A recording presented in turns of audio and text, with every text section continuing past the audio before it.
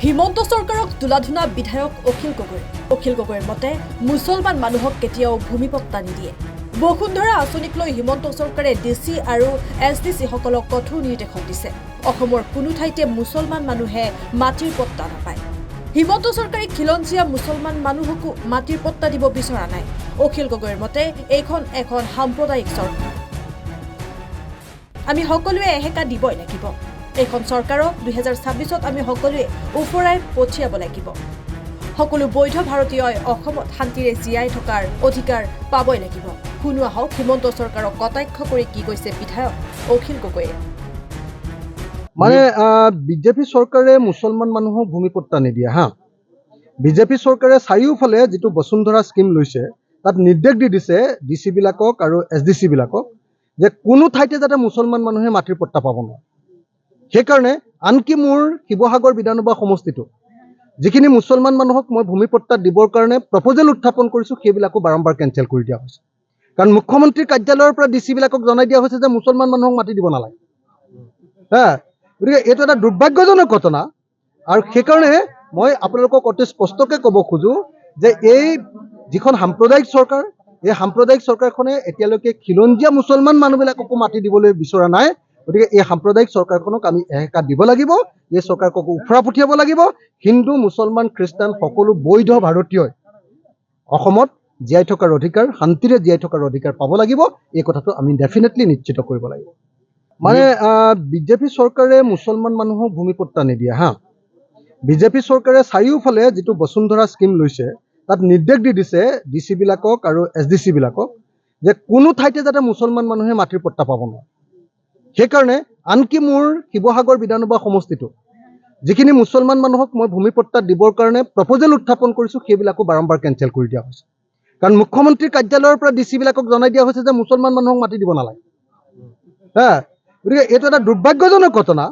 আৰু সেইকাৰণে মই আপোনালোকক অতি স্পষ্টকৈ ক'ব খোজো যে এই যিখন সাম্প্ৰদায়িক চৰকাৰ, এই সাম্প্ৰদায়িক চৰকাৰখনে এতিয়ালৈকে খিলঞ্জীয়া মুছলমান মানুহবিলাককো মাটি দিবলৈ বিচৰা নাই। গতিকে এই সাম্প্ৰদায়িক চৰকাৰখনক আমি এহেকা দিব লাগিব। এই চৰকাৰক উফৰা পঠিয়াব লাগিব। হিন্দু মুছলমান খ্ৰীষ্টান সকলো বৈধ ভাৰতীয়ই অসমত জীয়াই থকাৰ অধিকাৰ, শান্তিৰে জীয়াই থকাৰ অধিকাৰ পাব লাগিব। এই কথাটো আমি ডেফিনেটলি নিশ্চিত কৰিব লাগিব। হিমন্ত চৰকাৰক তুলাধুনা বিধায়ক অখিল গগৈৰ মতে মুছলমান মানুহক কেতিয়াও ভূমিপট্টা নিদিয়ে। বসুন্ধৰা আঁচনিক লৈ হিমন্ত চৰকাৰে ডিচি আৰু এছডিচি সকলক কঠোৰ নিৰ্দেশন দিছে। অসমৰ কোনো ঠাইতে মুছলমান মানুহে মাটিৰ পট্টা নাপায়। হিমন্ত চৰকাৰে খিলঞ্জীয়া মুছলমান মানুহকো মাটিৰ পট্টা দিব বিচৰা নাই। অখিল গগৈৰ মতে এইখন এখন সাম্প্ৰদায়িক চৰকাৰে। আমি সকলোৱে এহেকা দিবই লাগিব। এইখন চৰকাৰক 2026ত আমি সকলোৱে উফৰাই পঠিয়াব লাগিব। সকলো বৈধ ভাৰতীয়ই অসমত শান্তিৰে জীয়াই থকাৰ অধিকাৰ পাবই লাগিব। শুনো আহক হিমন্ত চৰকাৰক কটাক্ষ কৰি কি কৈছে বিধায়ক অখিল গগৈয়ে। মানে বিজেপি চৰকাৰে মুছলমান মানুহক ভূমিপট্টা নিদিয়ে হা। বিজেপি চৰকাৰে চাৰিওফালে যিটো বসুন্ধৰা স্কিম লৈছে তাত নিৰ্দেশ দি দিছে ডিচি বিলাকক আৰু এছডিচি বিলাকক যে কোনো ঠাইতে যাতে মুছলমান মানুহে মাটিৰ পট্টা পাব নোৱাৰে।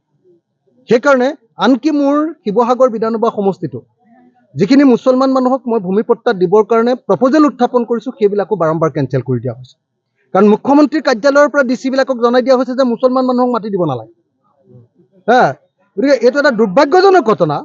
আৰু সেইকাৰণে মই আপোনালোকক অতি স্পষ্টকৈ ক'ব খোজো যে এই যিখন সাম্প্ৰদায়িক চৰকাৰ, এই সাম্প্ৰদায়িক চৰকাৰখনে এতিয়ালৈকে খিলঞ্জীয়া মুছলমান মানুহবিলাককো মাটি দিবলৈ বিচৰা নাই। গতিকে এই সাম্প্ৰদায়িক চৰকাৰখনক আমি এহেকা দিব লাগিব। এই চৰকাৰক উফৰা পঠিয়াব লাগিব। হিন্দু মুছলমান খ্ৰীষ্টান সকলো বৈধ ভাৰতীয়ই অসমত জীয়াই থকাৰ অধিকাৰ, শান্তিৰে জীয়াই থকাৰ অধিকাৰ পাব লাগিব। এই কথাটো আমি ডেফিনেটলি নিশ্চিত কৰিব লাগিব। মানে বিজেপি চৰকাৰে মুছলমান মানুহক ভূমিপট্টা নিদিয়ে হা। বিজেপি চৰকাৰে চাৰিওফালে যিটো বসুন্ধৰা স্কিম লৈছে তাত নিৰ্দেশ দি দিছে ডিচি বিলাকক আৰু এছডিচি বিলাকক যে কোনো ঠাইতে যাতে মুছলমান মানুহে মাটিৰ পট্টা পাব নোৱাৰে। সেইকাৰণে আনকি মোৰ শিৱসাগৰ বিধানসভা সমষ্টিটো যিখিনি মুছলমান মানুহক মই ভূমিপট্টা দিবৰ কাৰণে প্ৰপ'জেল উত্থাপন কৰিছোঁ সেইবিলাকো বাৰম্বাৰ কেঞ্চেল কৰি দিয়া হৈছে।